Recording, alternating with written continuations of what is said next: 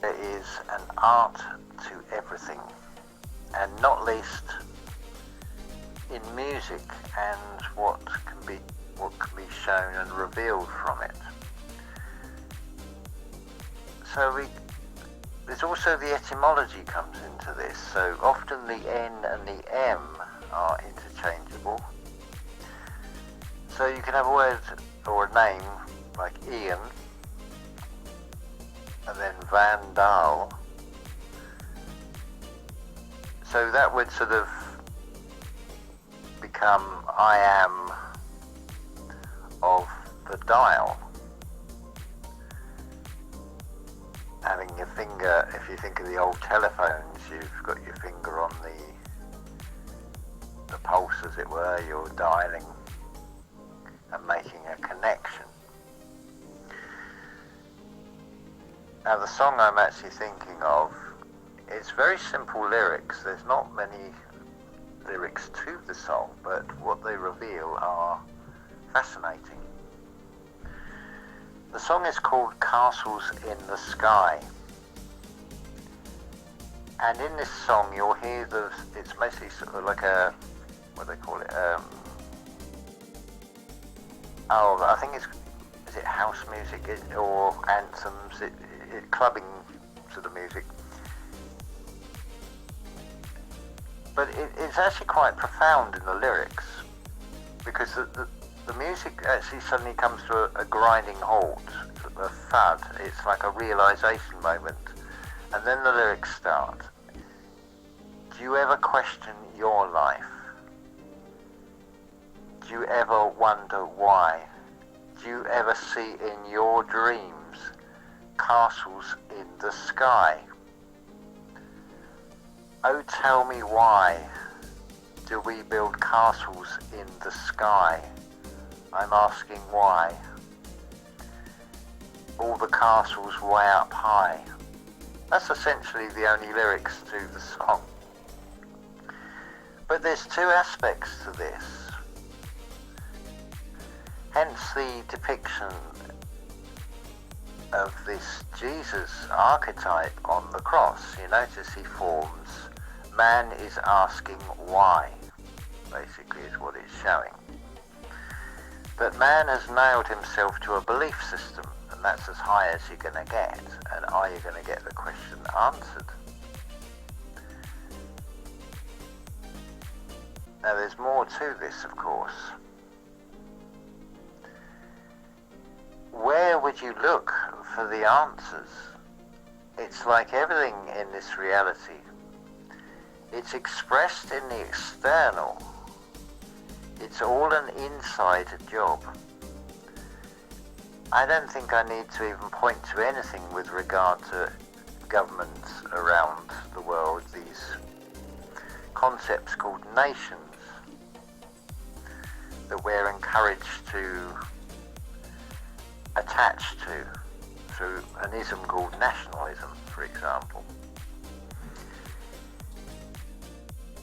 You've also got things like religion and even scientism. They're all isms of one form or another. I, spirit, matter. So it's basically you're focusing your spirit onto something material, giving away your power, as it were, with an ism. But anyway, to get back onto the topic, so when we turn this inward and look at these lyrics of the song, do you ever stop and question your life? Do you ever wonder why? What is going on in this world makes no sense. Why is this happening? Why is that happening? This continuous bombardment of confusion. And then people try and figure it all out by looking externally as well. It's encouraging you to look externally, which is taking away from the very place to look, which is inside. So where are the castles in the sky? When they're in the external perception, I'm asking, why do we build castles in the sky? All the castles way up high, the unattainable, the things we wish for but don't achieve, we don't get because we've been half-hearted. But now, when you turn this inward, do you ever question your life? Do you ever wonder why? Do you see in your dreams castles in the sky? Well, the dream state. In today's world, you have two parts. You have the roughly the 16 hours, or 2/3 in the what would be called the waking conscious state. Then you have the 8 hours, or the 1/3 of a 24-hour period, which is a dream state. Whether you remember the dreams or not is another matter. But the question in the song is asking, do you see the castles in your dreams, or the castles in the sky? What are the castles? Well, it refers back to the Y depiction. Now you'll notice on more recent depictions of this Jesus character, his arms are straight because they've straightened out man. They've taken the S of spirit and turning it into a Z of Zionism. The straightening out of the natural curves into dead straight lines, you could say. If you think about it, the S and the Z are mirrors, but one is curved, the other one is straight lines. So getting back on topic again, so when we look at this character who says, my kingdom is not of this world, my Father has many mansions in heaven. Well, that's in the imagination. That's the 12 houses. The 12 houses of the zodiac expressed externally are the 12 cranial nerves expressed internally, which in this reality has a physical form, hence the second picture. So that the song is actually it's asking a hugely important question. The art.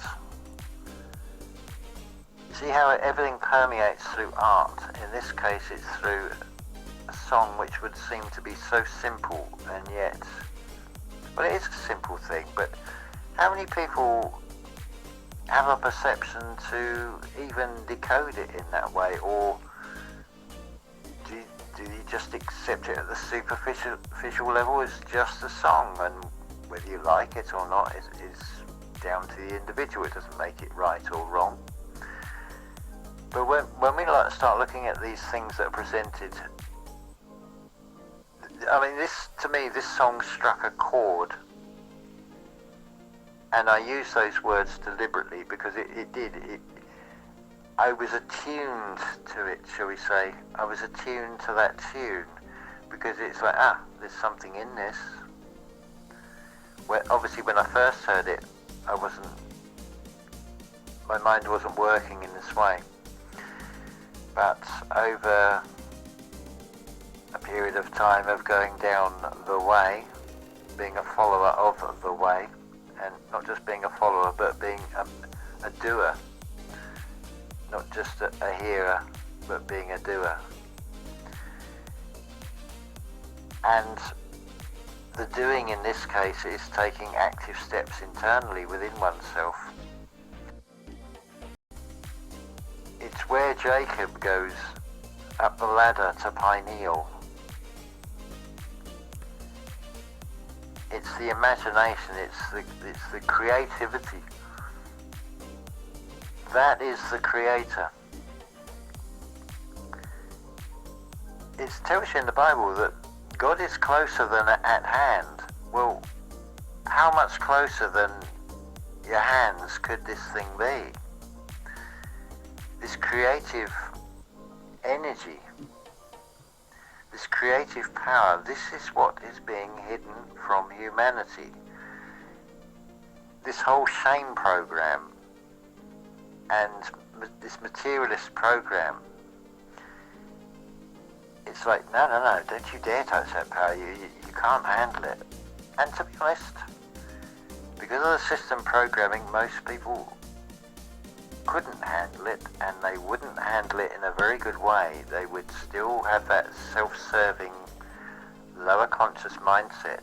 It's firewalled off for a reason. It requires going through these steps of internal processing. Do you know what's the point when you know that you've got it all, would be the question. To which I do not know the answer. All I can say to you is this. The exterior world will present things to you.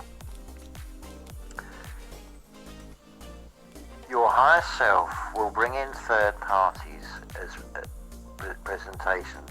This is something Lana A. Levante talks about on her channel. That's a channel I would recommend wholeheartedly, and say it would benefit you to listen to what she has to say, because she speaks from her own experiences, so it's authentic.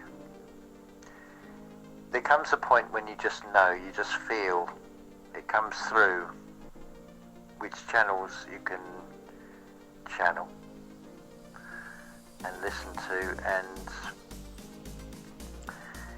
what you don't address, this is internally, and what you suppress. If you don't address what you suppress, it will keep being expressed at you. Because the whole world is a reflection for you to reflect upon.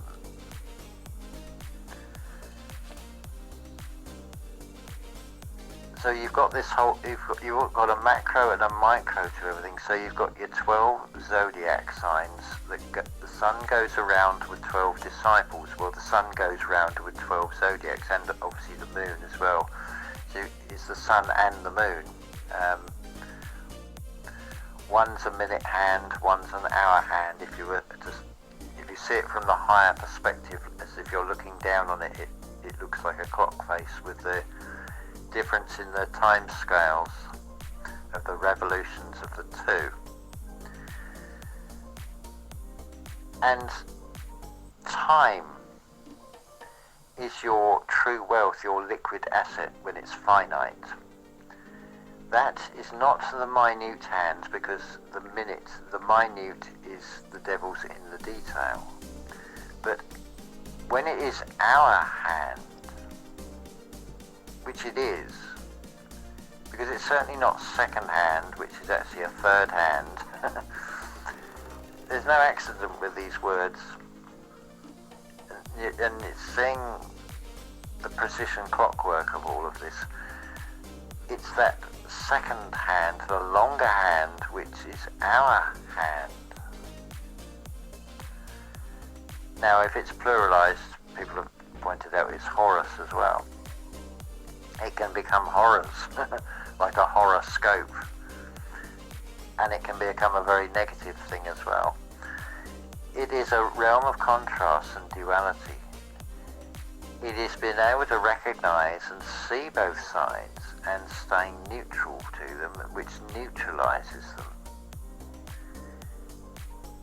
This effectively is what it comes down to, and this is what the microcosm Great Reset is. It is something that goes on inside you. So, to answer the question I posed a little while ago, how do you know when you've got it all?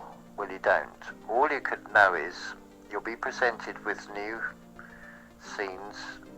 Think of yourself as an actor on the stage. You're now walking onto a stage set. Every day of your life is there's a stage set that you're going to be walking into. Depending on what part you wish to play in that local theatre scene,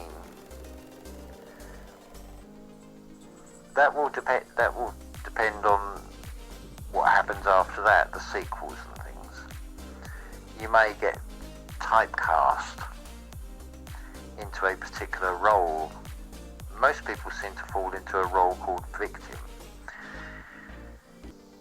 and giving away their power, remaining the beggar man, the poor man, always never being a winner, as it were. Because you've been tricked into or coerced into giving away your power, not realizing who you truly are and the awesome power you have. That is the whole purpose of this game. And if you think about it in terms of a computer game, how absolutely amazing it really is, because if you are an expression of the creator, therefore you can take responsibility for not only playing a part, but in the design of it all. And the game is so clever that you fall into the game. You forget who you truly are, because if you knew who you were, there'd be no point playing the game. So now it becomes this wonderful thing. It's not all negative, and it's not all positive. You can see both sides of it. Now you get to see the castles in the sky. They are in your imagination. They are your 12 cranial nerves. It is your communication system to your very being. It's two-way traffic. Think of those cranial nerves as being like 12 characters, 12 disciples. They're all going to petition you. All you have to do is sit in your throne room, in your pineal, and weigh everything up. Some of them are going to be negative, and some of them are going to be positive. It's most likely going to be a 5-7 split, 7 positive and 5 negative. Think of the 5 virgins that wasted their oil in the biblical story because they've gone outside, they've gone externally and given it away. The 5 that retain it, and you've also got intuition and instinct to draw on as well. Go with what feels right, but check in, always check in and make sure that the feeling that you've got is not from the lower mind's egoic state. Yes, you will feel some things are unpleasant and uncomfortable, but just acknowledge them. It's like, oh, there's a feeling, there's a trigger. It's not about suppressing any of the feelings, it is about being in control of them and not allowing them to explode outwards. Because most people will project outward, but they won't face what is the real problem. They will express it outwardly as an outburst. There is nothing to do with what they're ostensibly creating an outburst about. But it's easier than facing oneself to just go blah and project it all outwards, you see. But it's overcoming yourself. That saying about, oh, get over yourself, has a real meaning to it. It's getting your higher self over your lower self, rather than the lower self running the show. That is going to get you into all sorts of mischief and all sorts of trouble, but by contrast, it is also going to lead you in ways where you are going to go through a lot of experiences, and they're not mistakes. They're not things to have regrets over. That's just a perception.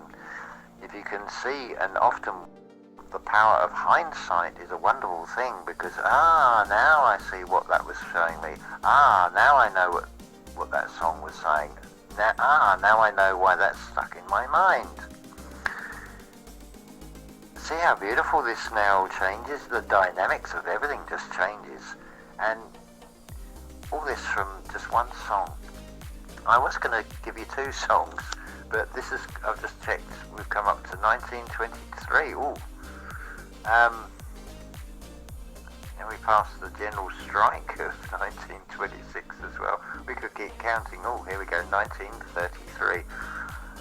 That's an interesting number as well. I shall be talking about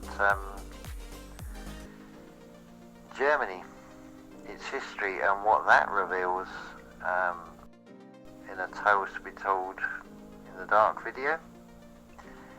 I've just made one on eugenics. It might be worth checking in on that one and the reasons why I am all for eugenics. Don't shoot the messenger on this one, and don't be quick to jump to a conclusion on that last statement, because like everything in this reality, there is a veil, there is another layer, and there is always a truth, there is always something positive to be found, providing you can decode and take out what has been twisted, because the negative side, or what appears to be the negative side, does not have the power of imagination and creation. It can only replicate, copy and repeat. And I feel if you look at the external world, you can see that theme is played out quite a bit. So hopefully that has given you some sort of insight and something, a new concept, a new way to look at things, something to inspire, uplift, and give you a hope,